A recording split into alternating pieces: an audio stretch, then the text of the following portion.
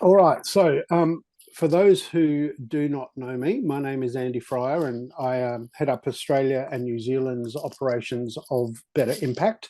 It's my great pleasure to welcome you all to this seminar today, looking at reporting on the full value of volunteer engagement. And the really good news for me is I don't have to present today. I can sit back and learn just like the rest of you.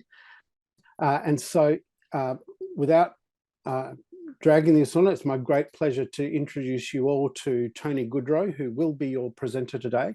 Tony is the CEO of Better Impact, located just south of Toronto in Ontario, Canada. So, Tony, thank you for taking the time to do this presentation for our Australian and New Zealand members and interested parties in your evening. So we really do appreciate that. And with that, I'm going to throw to you to tell us all about this wonderful topic. Wonderful. Thank you, Andy. Thank you, everyone, for joining. I want to introduce you to Peter. Peter Mamer is a cousin of mine, and I happened to, we just, of course, had our summer, and we had a family reunion, and Peter and I got talking about volunteering because he's a volunteer and drives his client to a doctor's appointment on a pretty regular basis that this fella has to get there. And Peter was talking about how the fact that it all got shut down during COVID, but he was very excited that it was launched again, and so was Barry, his client. Barry really missed Peter's, not only his driving, but his company on those drives. And so I'm looking at the two of these guys, particularly Peter here, and looking at the way the sector traditionally reports on the value Peter has created for the community. And under this wage replacement model that seems to be pretty pervasive in the volunteer sector, we would say it's the amount of time he spent doing this times some number. And the independent sector in the United States plugs the national average at $30 an hour. It can be it may be a different number in Australia, and I don't want us to be hung up on just what that number is, but it's basically 2 hours times some wage equivalent value, and that would say that it's $60. But if you ask Barry, his client, Barry sees the value entirely differently. Because during COVID, when Peter wasn't allowed to come pick him up and get him to his doctor, he had to take a taxi. That taxi was $85 in each direction. So the value to him was $170, yet on any reporting done by the volunteer sector, if a dollar value had been applied to it, it would have been only $60.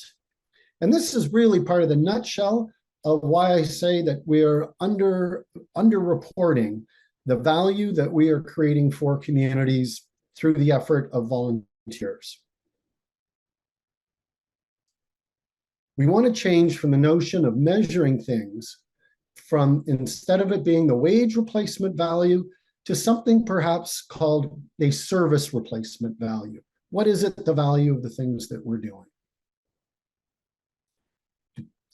On one hand, it was only 60, but in reality, it is more than 170. I know that's the dollar value that we'd say two taxis are, but of course, Peter's a wonderful guy, and Barry missed his company, in fact. So I recognize there's even more to the drive. In this case, there's a friendly visitor component that cannot be ignored. So it's really well more than $170, but we've been calling it only 60. So to this poll question that came up before, if I asked upper management at your organization which year represents the best year, what would they say? Please go ahead and answer that one for me.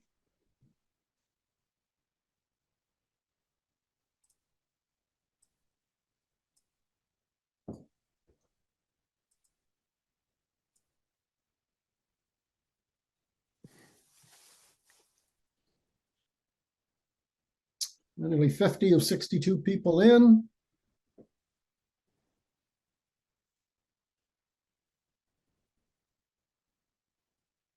And the results, as they often are, so heavily skewed to the biggest number on the graph of 10,000 hours.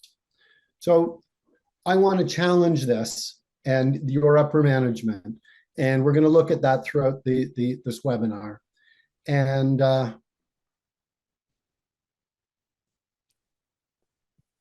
give you a quick peek of the results. Those are the results that we had. Overwhelmingly 2022 with 10,000 hours. And as I say, we're going to come back to that a little later.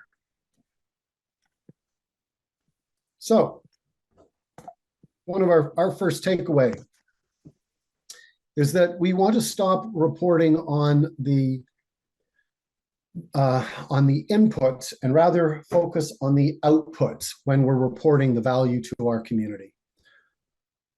Got a quote from Beth Steinhorn here. She's a well-renowned consultant in the US. I'm just going to let you read that and insulting you by reading to you.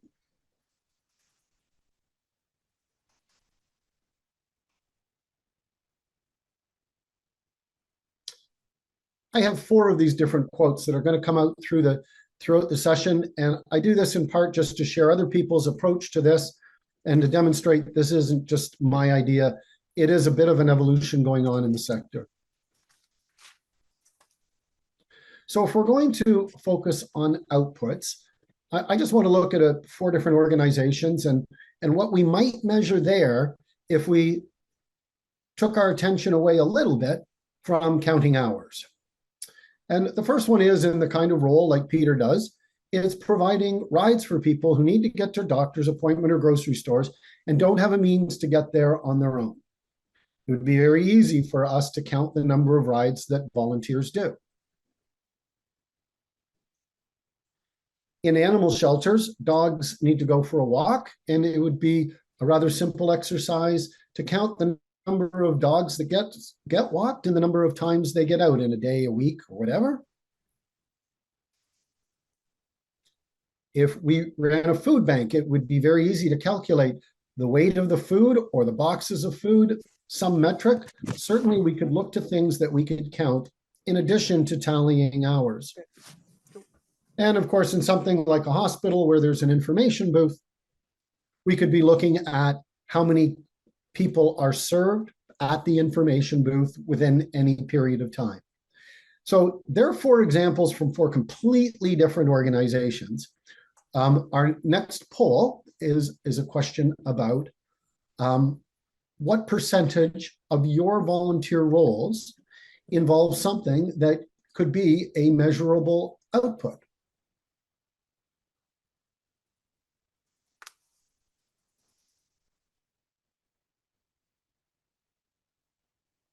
And heads up, we've got only 5 polls throughout the whole webinar.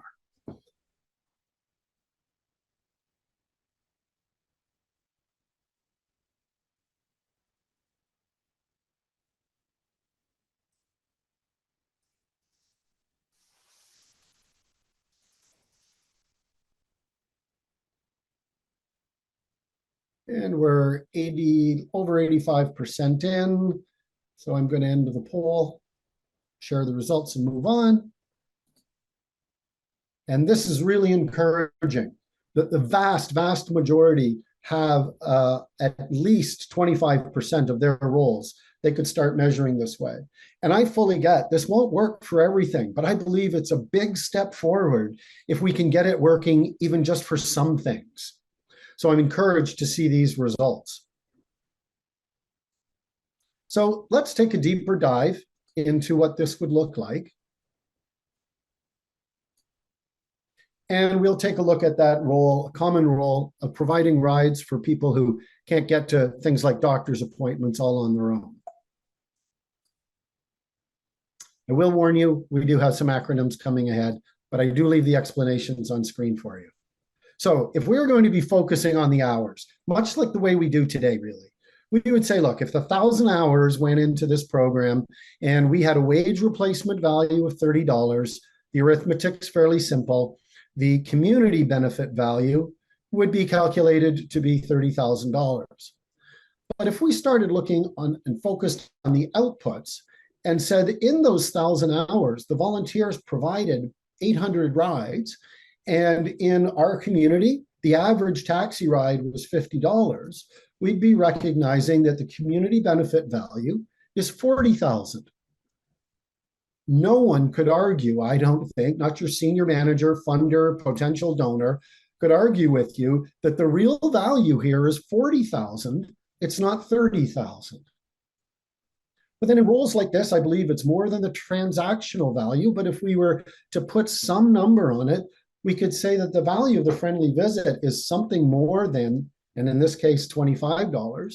So arguably doing this arithmetic here, we're saying that the value that we're giving back to the community through our volunteers is, in this example, $60,000, not the 30 we've been reporting all along.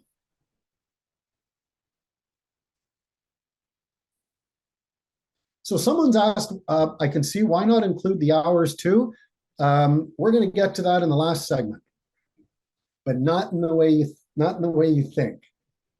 So let's look at dog walking, and these examples become, this is so easy, this becomes repetitious pretty quick, but I like to run through them to give people a chance to absorb this, because I do know it's kind of new. And in this one, we're just looking at one volunteer. And this volunteer happened to have contributed 120 hours, let's say, over the course of a year. At that wage replacement value of 30, she could be told, hey, the value you've contributed to the community is $36,000 or $3,600. But if the average cost of getting your dog walked professionally in this community was $25, and she happened to walk 500 dogs over the course of the year, and walking a few at a time, of course, the community benefit value that's really created is over $12,000. A huge difference. Sometimes the difference will be small, sometimes the difference will be significant. But in almost all cases, I believe it's going to be greater.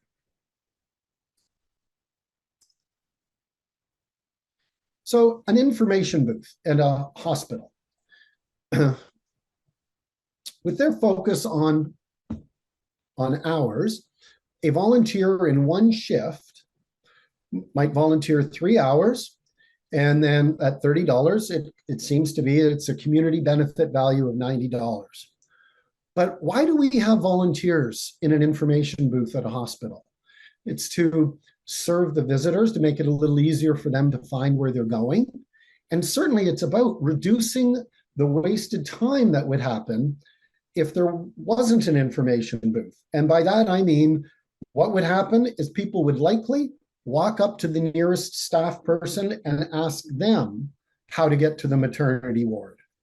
I mean, if all they did in the absence of volunteers was walk in, read the very visible signage that exists, and get around without having to bother anyone, well, then we shouldn't have volunteers in the information booth. It seems like they're not even needed. Human nature, though, behaves a little differently, and a lot of people, frustrated, anxious, whatever, excited, they wouldn't do that, and they would stop the staff and ask them how to get somewhere. So if you were to take your volunteers out of this information booth and have them sit back and count the number of times a doctor, a janitor, a nurse, an administrator all get interrupted, and then multiply that by a couple of minutes for the time they stopped to answer the question, and then the time it took them to get back on task, and then multiplied it by their salary, one would find the real value that having volunteers in the information booth is bringing that hospital. In the absence of having them, the hospital would waste $170 every 3 hours. This, to me, is a great example in this kind of setting to take to the hospital and say, this is why the volunteer program is so important, and you really can't be cutting us back. One of my favorites of these stories comes from a woman who was in one of my workshops on this topic, and during our break, she feverishly called into the office, got online to do a little bit of research, and came back with this story for us.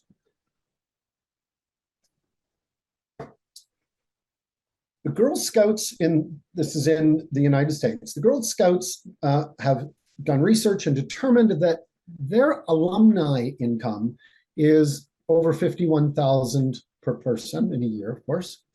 And the average non-alumni income is only $42,000, making for an approximate difference of $9,500. So with that in mind, she took that difference and multiplied it by the state income tax of 7% and made a pitch to the state government that over a period of 10 years, there's an opportunity to make a total of $665,000 more dollars in tax by supporting a program that would get 100 more young women in through scouting. It's a pretty convincing argument to the state government that they would actually gain financially by supporting the volunteer program of the Girl Scouts.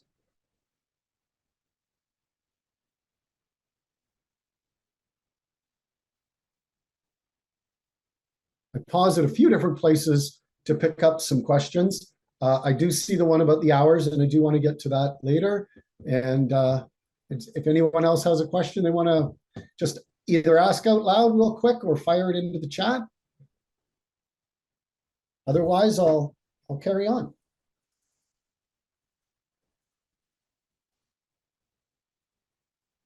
All right.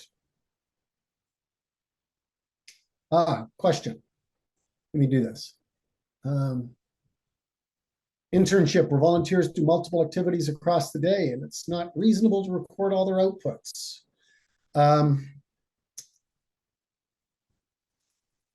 I'd be happy to take, it would take a bit of time to calculate all the equivalencies is a concern. So multiple tasks during a day and take a bit of time to calculate the equivalencies. Well, it really depends. I know that I've just introduced some software that we use internally to do some input measuring and or output measuring of what the team does. And with the right tool in place, it's not tough at all. I'd be happy to try to address that if I knew more particulars and maybe even give some platform suggestion of something that I think might help or the kinds of things you could look for.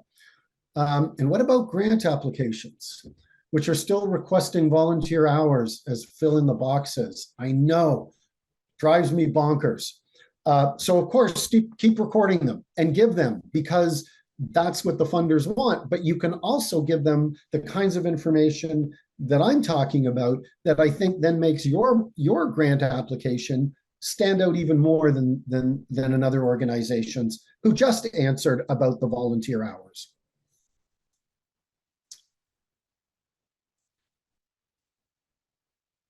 Do we also add the training hours into this value?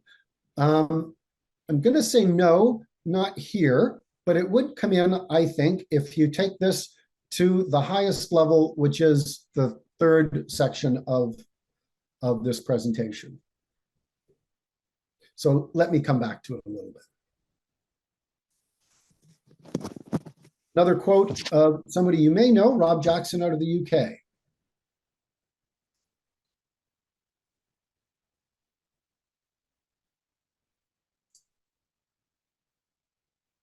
And on from there, I want to take a really deep dive into a fictitious organization that, for simplicity's sake, only looks at one output. And what this organization does is plant trees, reforestation work. And it's this fictitious organization that I brought up earlier, where I asked about, would your senior manager look at year 2022 better or worse than 2020? And overwhelmingly, people say it was 2022. But would they say the same thing if we added just one more piece of fictitious data? And that each year, 1 million trees got planted. So in 1 year, you were able to plant 1 million trees with only 8,000 hours. Why did it take 10,000 hours to do the very same thing in 2022? Are you not training the volunteers? Are you not providing them with the right tools? Or to put this in a whole other perspective that we really understand, let's pretend you're not volunteer managers, but you actually manage outside suppliers you have to pay for. And this is what the report looked like. Well, it becomes glaringly obvious here that 2020 was absolutely the better year. It's funny how we look at things differently when we talk about volunteers. And this is because as much as a sector, we say we value volunteer time, I think when we value something, we're careful about how we spend it. Think of how you spend your own money. You value that, so you spend it when you realize you're spending that money. And the thing is we do this even with time. So I want to draw the equation of how we actually do see time as money. It's in our lexicon. You might ask someone, how much time did you spend making that report? My son spends all his time playing video games. When I go on vacation, I'm going to spend all my time on the beach. You know that your time down south is limited. Up north, do you guys? You get what I mean? You get your time on the beach is going to be limited, so you spend it accordingly. However, when it comes to volunteer engagement, we spend their time like it doesn't really have the same value as our time. That's why upper management thinks 10,000 hours is better than 8,000 hours. They're asking the wrong question, like those grant reports that someone raised. So here's another way to look at just how similar time and money are. If you take $5 and you spend it on a coffee at Starbucks, bad choice, I know, to begin with, but it means you can't spend that same $5 bill on some cookies or a sandwich. And your volunteer's time is the very same. If you have an hour of volunteer time and you choose to have that volunteer spend it working in the information booth, that's an hour that they can't spend at the bedside of someone or helping organize a fundraising gala. Both of them have an opportunity cost associated with them that spent in one way means you cannot spend it in the other. So one of the things I'd like to see the sector doing is when they look at actually how they manage volunteers, is that either and or they reduce the amount of time that volunteers are contributing to the organization, and or they increase the outputs of the organization. If they had stayed at 10,000 hours from 2020 to 2022, but increased the number of trees planted, that would have been great. It's just that they increased the number of hours, but didn't have anything to show for it. I draw some comparisons to the for-profit sector just because we live in that world when we're not at our work. And on the way to work, we may end up going through a McDonald's drive-through or the like. So we really understand this. But think about what McDonald's does. From those hours there between 12 and 2, Betty, she sits in the cash window and she collects money. And Bob, he sits in the food window and hands out the food. This is all pretty obvious. But in that time zone between 2 o'clock and 5 o'clock, when things are slow, Betty doesn't stay in the cash window. They let her go home. And Bob's been cross-trained, so he collects the money and gives out the food. But more often than not, from what I've seen in the sector, is if this was a volunteer organization, there'd be two roles that would last from 12 till 5. Betty, she would be our cash window volunteer from noon till 5. And Bob, he would be our food window volunteer from noon to 5. And the fast food restaurant would accomplish the same amount of food sales in 7 hours that many volunteer organizations would take 10 to accomplish. Why is that?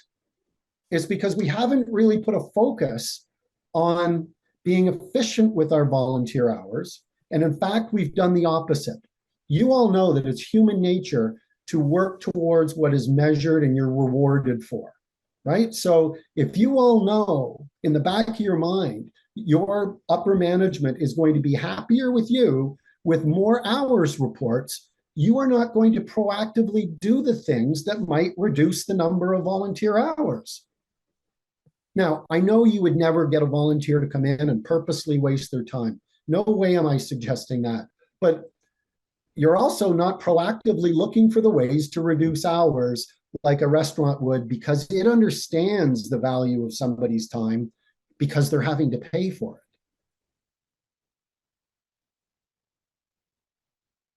Let's look at that information booth in a hospital, because I think there's a pretty easy correlation here that, during certain hours, say in the evening, right at the meal hour, there'd be a rush of people coming in to visit, but then it would trickle off later. So if you had a 4-hour shift for volunteers to sit there, maybe for the first 2 hours, you'd have 3 volunteers there.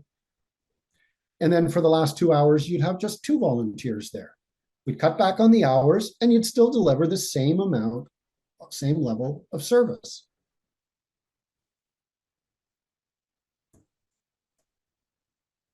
Questions?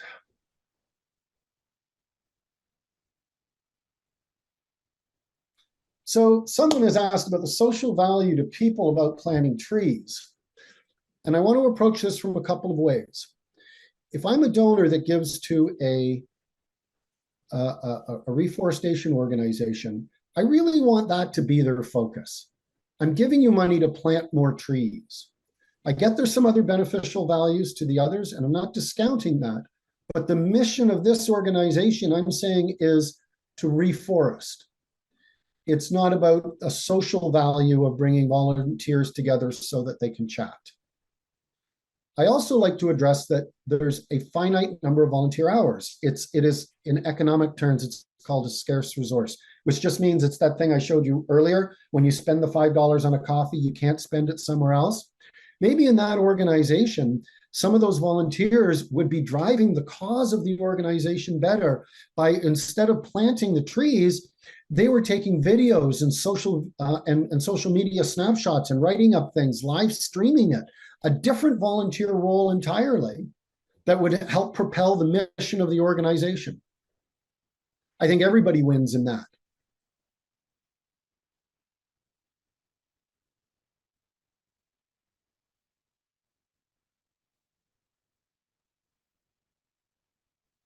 See, someone has said, I disagree, and you are, of course, absolutely welcome to do so. And it may be this is less of an opportunity in your organization than it is in others. And I do understand this topic is different because it is so ingrained in us that more hours is better. And I'm okay with more hours as long as somehow more gets accomplished. And that's what I think we should look to do.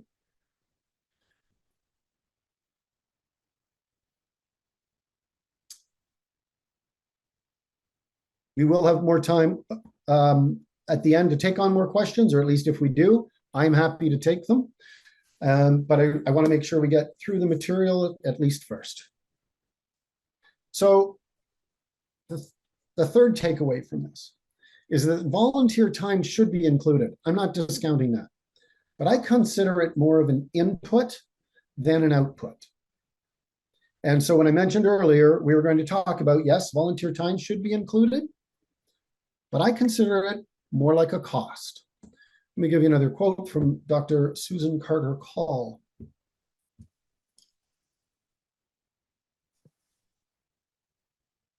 Organizations don't exist to contribute to grow volunteer hours.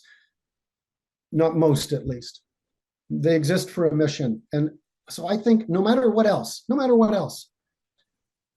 because organizations exist to achieve a mission, and we all know that there's a propensity to be propelled towards what we get, what we're measuring.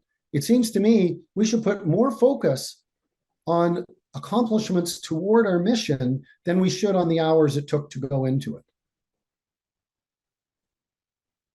But I believe those hours should be counted, but I believe they should be counted just differently than we have before, as inputs, or even consider it costs even. So back to this example that we were working with before. 1,000 hours at a wage replacement value of $30 Well, forget that it's the community benefit value. What I want to consider it is, we looked at this before, that the outputs would then total 60,000. Well, what did it take us to create this value of 60,000? It took this 30,000. So the net benefit to the community is the value of the outputs minus the value of what the volunteers put into it for us. Again, with some repetition, just to look at it in another example, that this volunteer who put in 120 hours in a year, what I'm saying is she put in $3,600 of her time, like a cost. And because of it, she created $8,700 in value for the community, a net value of that, because the overall value was 12,000. So the net value created is over 8,000.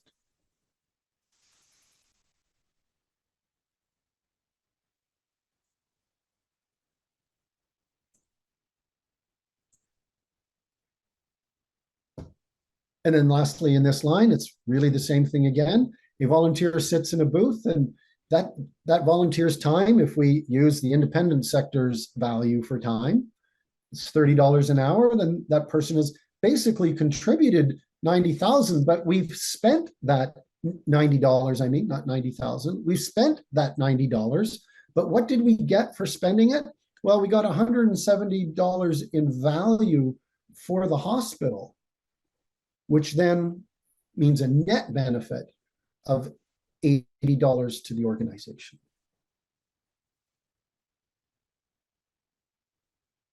Okay, we are at 86% of the participation again.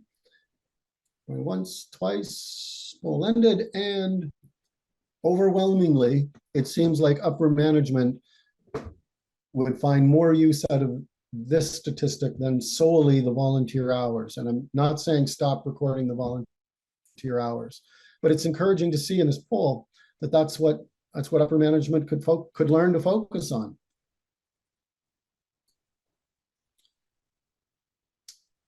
Many of you would have had the pleasure of meeting Susan J. Ellis, and this was a quote from her. And I kind of alluded to this earlier. Because we're all being trained that more hours is better actually leads to poor volunteer management practices. And what she was referring to was the notion of where if we're just building up hours, we're not thinking strategically about, well, instead of an hour in doing this role, an hour doing this role would actually get us further towards the mission of our organization.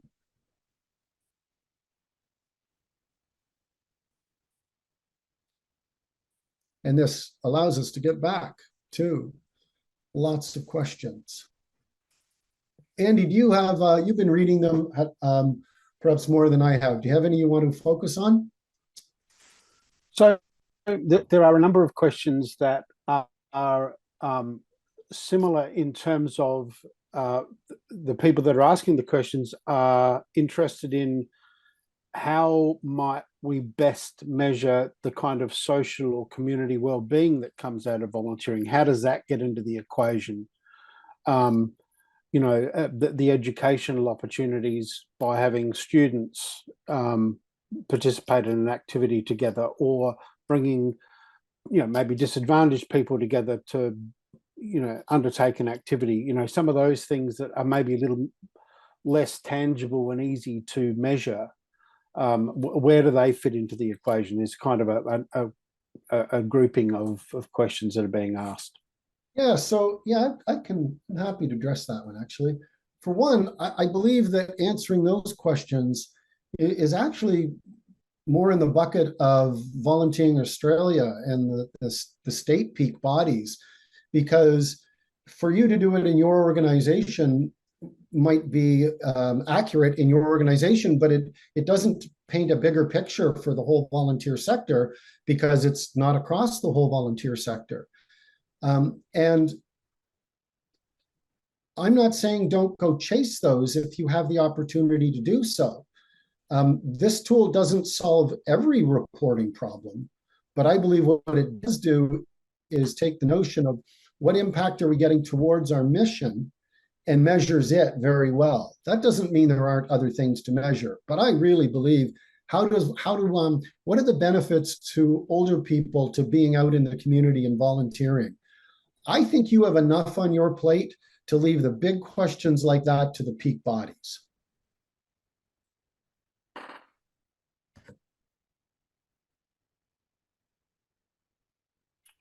Somebody also said that, ultimately things can come down to your mission, which I think is a large part of the point that you're making as well, that ultimately it's about how do we focus on mission and how do we quantify how our volunteering is doing that. What else is in there? Yeah, they're mainly around that social community well-being and connection.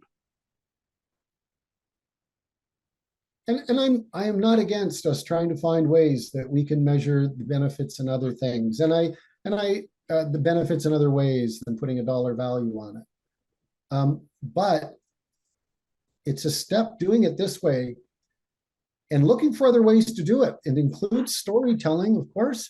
It includes some soft, fuzzy figures like the value that can be put on the company of having a friendly driver drive you around. So it is more than that transactional amount. But I think compared to just if you could live in one of two worlds, all you got to do was report on volunteer hours, or all you got to do was report on the outputs that your volunteers contributed, that created, which would demonstrate to the organization, to funders, to the general public, which one better communicates what your volunteer program is all about. And there's another question here that Joe just asked around how do you measure training? So for example, how might you measure the training that is given to volunteers in order to then save lives at sea? If they don't do the training, they won't be able to save as many lives. Well, if you wanted an example to question me about putting a financial value on outputs, this would be the one. How much is a life worth? I mean, an insurance company might tell you that, but I'm just joking when I say that. So you don't. But you know what? You don't put a value on the training. You put a value on the number of lives saved. So our volunteers spend 1,000 hours in training and 1,000 hours on the job. And a result of those two inputs, they saved 50 lives. You don't have to put a financial number on it. It's kind of why we started with that in the beginning, because I realized not everything can have a financial number.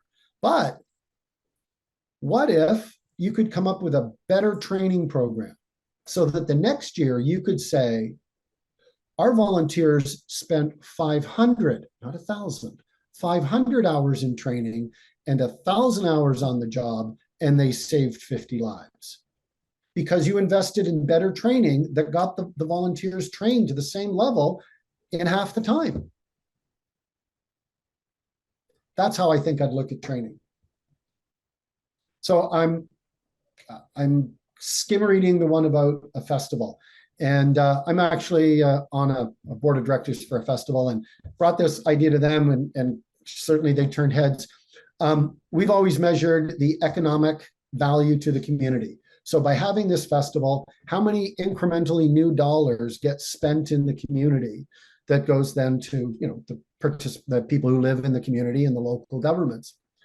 And this is a free festival. So the metric that I also wanted to add to what we've always done is what would the equivalent value be if people were paying to come to this festival? Let's find a festival where they charge ticket prices, let's say $100.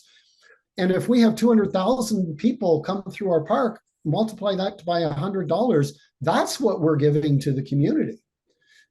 So you can't necessarily break it up the volunteers that help set up the bands, volunteers that help sell the beer, et cetera, et cetera. But you could look at the whole group of volunteers and say, look at what we all accomplished. Here are the number of hours that went in. But this is the value of what we created for our community. And there's a question there from Dan, who Yeah. is, if I understand the question correctly, is asking, is it helpful to focus on increased volunteer participation versus simply having volunteers do more or less? And how do we differentiate that? And is it even helpful to differentiate that? Well, when it comes down to real basic measurements, it really doesn't matter. An hour is an hour is an hour. However, that's in our most simple scenario and good to understand, but I think we can do even a little better than that. For example, it might be such a thing, such as, okay, tree planting, where all of the people that go out there and sweat to plant trees also become advocates for conservation. So in that case, an hour is not equal to an hour. You would actually like to have as many different people contribute to your 20,000 hours as possible. Other factors might come into play that, people's interest in doing this wanes after 10 hours of planting, or even after a 3-hour shift. So again, you want many people doing it. But on the other hand, maybe they get a lot faster at it. They start to get to know more people the longer they do it. So it actually becomes that an hour of a repeat volunteer who becomes experienced is better.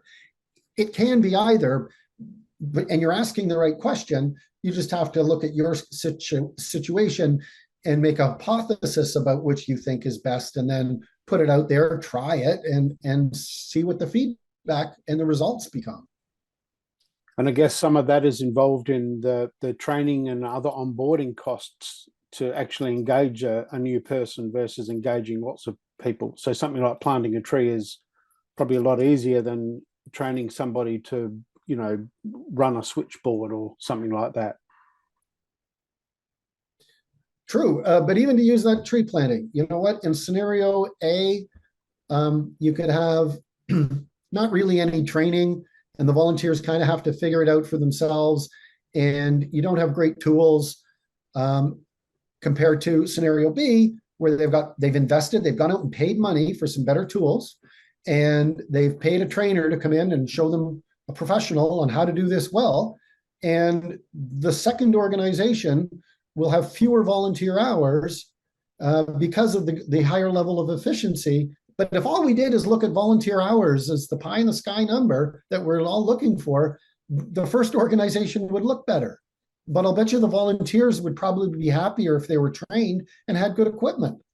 Like, the metric of just using volunteer hours as a barometer for success in a volunteer program is counterproductive. And you see, it's not just me, it's those experts that I was quoting before that share this thought.